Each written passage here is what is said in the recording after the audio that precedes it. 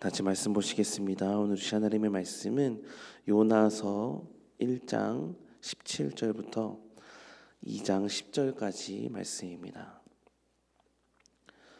구약 1288쪽 요나서 1장 17절부터 2장 10절까지 말씀입니다. 한 목소리로 합독하겠습니다. 여호와께서 이미 큰 물고기를 예비하사 요나를 삼키게 하셨으므로 요나가 밤낮 3일을 물고기 뱃속에 있으니라. 요나가 물고기 뱃속에서 그의 하나님 여호와께 기도하여 이르되 내가 받는 고난으로 말미암아 여호와께 불러 아뢰었더니 주께서 내게 대답하셨고 내가 스올의 뱃속에서 부르짖었더니 주께서 내 음성을 들으셨나이다. 주께서 나를 깊음 속 바다 가운데에 던지셨으므로 큰 물이 나를 둘렀고 주의 파도와 큰 물결이 다 내 위에 넘쳤나이다. 내가 말하기를 내가 주의 목전에서 쫓겨났을지라도 다시 주의 성전을 바라보겠다 하였나이다. 물이 나를 영혼까지 둘러싸우며 깊음이 나를 애워싸고 바다 풀이 내 머리를 감쌌나이다. 내가 산의 뿌리까지 내려갔사오며 땅이 그 빗장으로 나를 오랫도록 막았사오나 나의 하나님 여호와여 주께서 내 생명을 구덩이에서 건지셨나이다. 내 영혼이 내 속에서 피곤할 때에 내가 여호와를 생각하였더니 내 기도가 주께 이르렀사오며 주의 성전에 미쳤나이다. 거짓되고 헛된 것을 숭상하는 모든 자는 자기에게 베푸신 은혜를 버렸사오나 나는 감사하는 목소리로 주께 제사를 드리며 나의 서원을 주께 갚겠나이다. 구원은 여호와께 속하였나이다 하니라. 여호와께서 그 물고기에게 말씀하시매 요나를 육지에 토하니라. 아멘. 오늘부터 새벽 말씀으로 이 요나서를 가지고 은혜를 나누는데요. 이 요나라는 사람은 하나님께로부터 하나님의 말씀을 대언하기 위해 부름을 받은 선지자였습니다. 그리고 하나님은 요나에게 니느웨라는 곳으로 가서 하나님의 말씀을 외치라라고 명령하셨습니다. 이 니느웨 땅은요, 이방인의 땅인데요. 니느웨가 지금 하나님 앞에 큰 죄를 범했고 하나님은 그 죄를 반드시 심판하실 것이니 그 니느웨 사람들이 하나님 앞에 회개했으면 좋겠다라는 메시지를 전하게 하시기 위해서 이 요나를 택하신 것이죠. 근데 이제 요나는 그 하나님의 사명에 순종을 하지 않죠. 이유는 하나였습니다. 이스라엘을 괴롭혔던 이 니느웨 사람들을 어떻게 하나님께서 구원하실 수 있는가? 지금 이스라엘을 돌보셔도 힘드실 텐데 이스라엘은 방치한 채 이방인들만 구원하시는 게 맞는가? 이런 하나님에 대한 섭섭함, 분노, 의로움, 의분이 일어나서 억울함이 있어서 그렇게 하나님의 말씀에 항변을 하고 있는 겁니다. 그래서 니느웨로 가야 될 이 요나가 어떻게 하는가? 니느웨와 정반대 방향이었던 다시스라는 곳으로 향해 배를 타게 되었습니다. 하나님께서 부르신 사명의 방향과 정반대의 길을 스스로 걸어갔던 겁니다. 그래서 요나가 택한 이 다시스행은 요나의 의도성이 있었습니다. 분명 하나님의 마음을 들었음에도 불구하고 그 마음을 의도적으로 피하기 위해 쳤던 몸부림이었는데 하나님께서 맡기신 사명보다 자기 생각, 자기 판단, 자기 감정이 더 앞섰고 하나님의 뜻보다 자기가 더 옳다고 여겨져 다시스행을 기꺼이 의도적으로 행했던 것입니다. 이렇게 자기 생각 안에 갇힌 요나에게 하나님은 어떻게 일을 행하시는가? 다시스로 가는 배가 큰 풍랑을 만나도록 인도하십니다.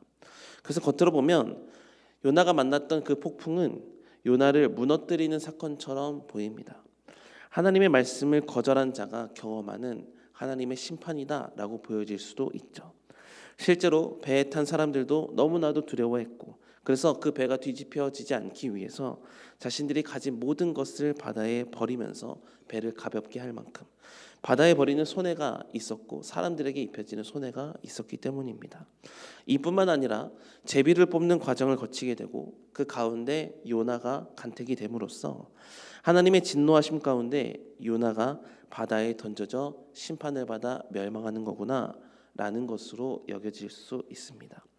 그러나 성경을 조금만 더 깊이 읽어보면 요나가 경험한 그 폭풍은 진짜 요나를 심판하시기 위한 요나의 삶을 진정 끝내시기 위한 폭풍은 아니었다라는 건데요.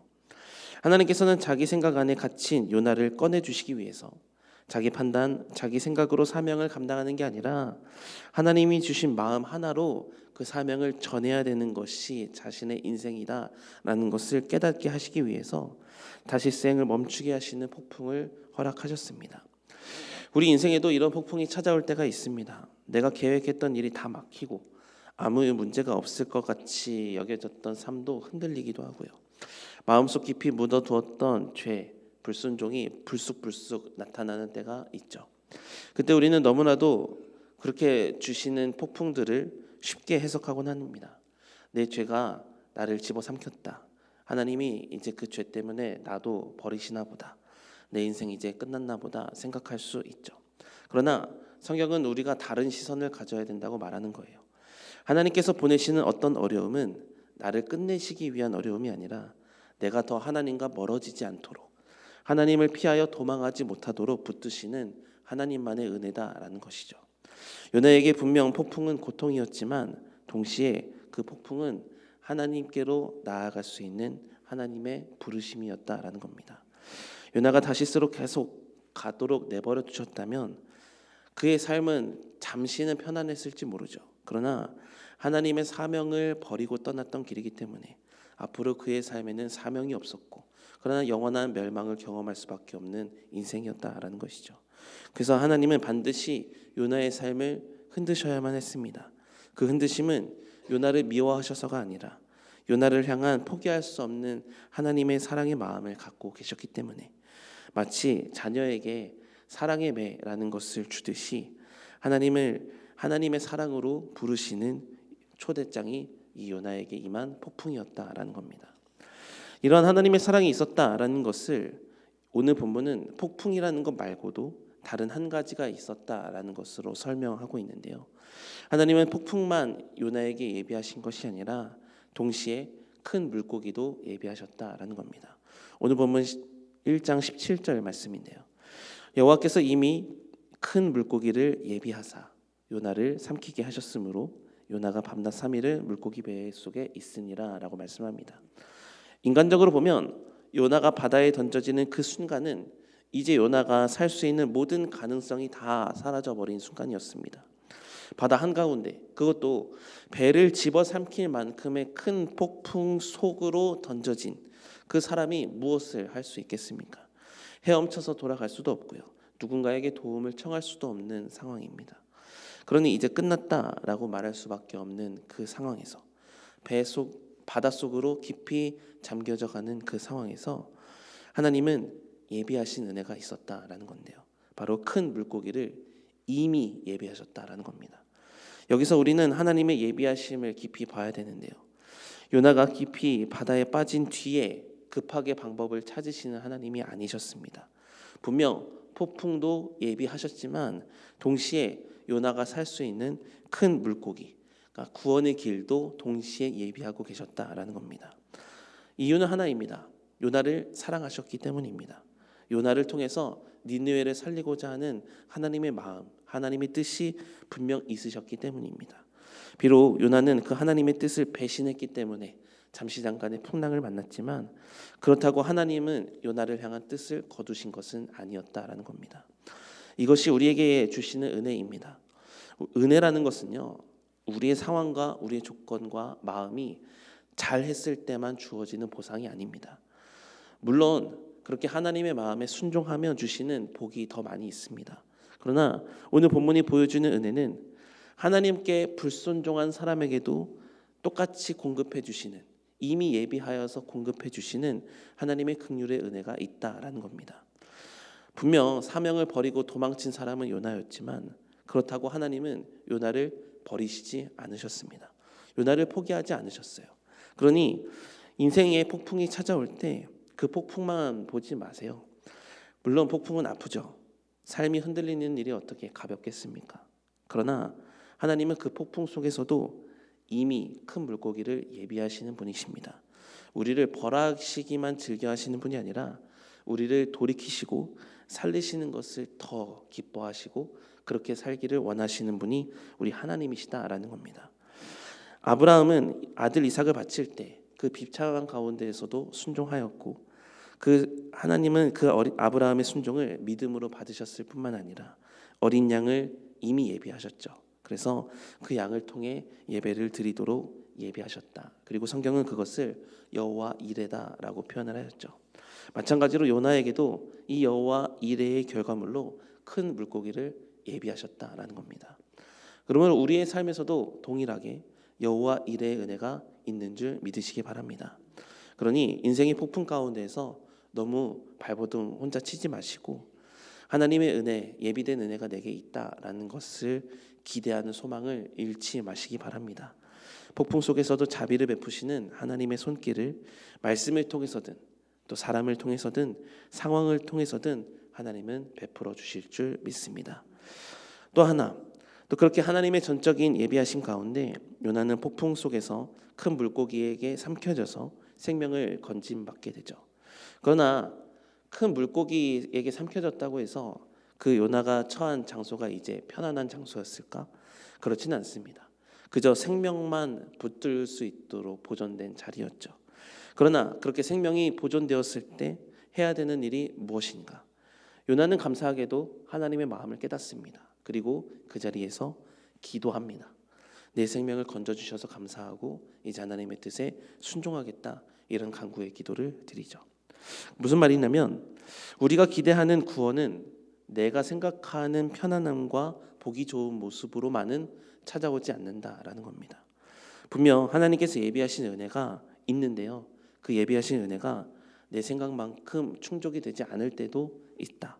그러나 그 길이 분명 나를 살리시는 길이라는 것이 확정된다면 그것도 하나님의 은혜이고요, 그런 작은 숨통이 트이시는 은혜를 허락하셨다면 그 자리에서는 이제 내가 어떻게 살아야 되지 가능성을 계산하고 머리를 굴리는 자리가 아니라 기도함으로 하나님께 그 공간을 내어드리는 그런 삶을 사셔야 된다라는 겁니다.